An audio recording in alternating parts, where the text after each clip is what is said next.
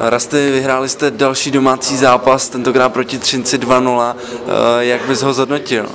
Tak sme samozrejme veľmi radi o to urputne vybojovaný zápas. Tam prvé stredanie sme dali góla, čo bolo pre nás pozbudzujúce a prvá tretina ešte nebola z našej strany zlá. Boli tam nejaké presilovky, tlak, nejaké šance, ale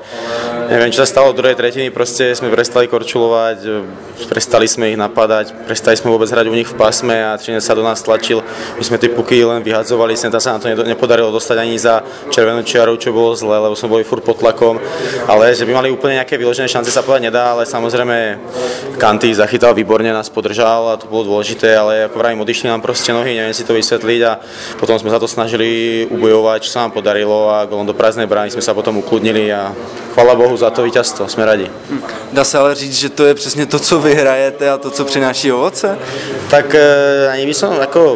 prinieslo nám to dneska ovoce a nepovedal by som, že to, čo my hráme, my práve, že hráme dobre celoplošne, dobre bruslíme, napadáme, dobre dostávame tie puky do tých z pasiem, do druhých pasiem a dneska to proste nešlo, dneska nám nešli tie nohy, ako som hovoril, zle sme korčulovali a nepovedal by som, že dneska to bol ten náš optimálny výkon, ktorý by sme chceli hrať, ale ako hovorím, 3 body sú doma a to je dneska proste hlavné. No.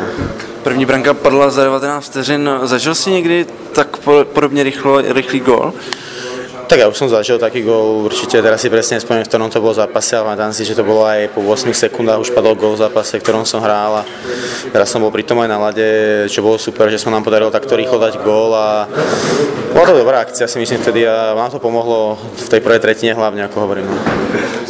V neděli vás čekají Karlovy Vary, tým, kde jsi působil. Jaká pro tebe bude motivace tam znovu nastoupit? V prvním utkaním si tam dal gól, tak co teď?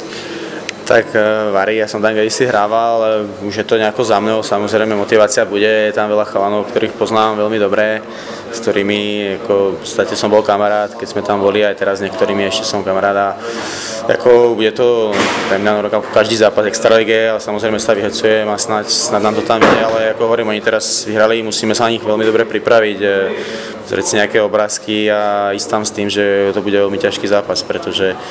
oni teraz bojujú a my budeme musieť hrať veľmi s rozumom a dobre sa na to proste pripraviť, korčulovať veľmi dobre od začiatku zápasu, sa pripraviť na ten ich tlak a bude to veľmi dôležité, ako zvládneme ten vstup do toho zápasu, si myslím.